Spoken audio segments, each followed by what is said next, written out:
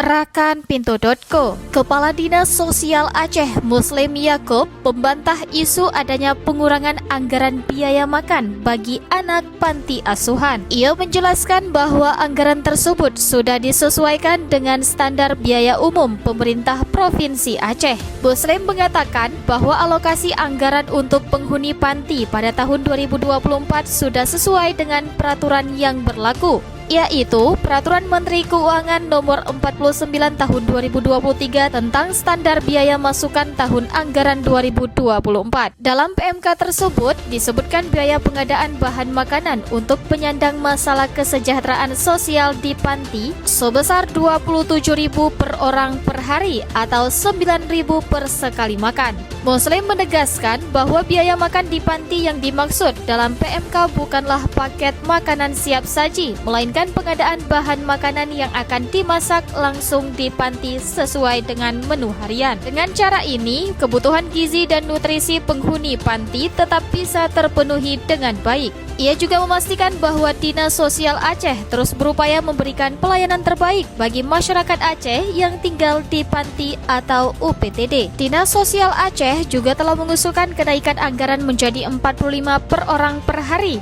untuk anggaran tahun 2025. Namun hingga saat ini SBUPA untuk tahun 2025 belum ditetapkan.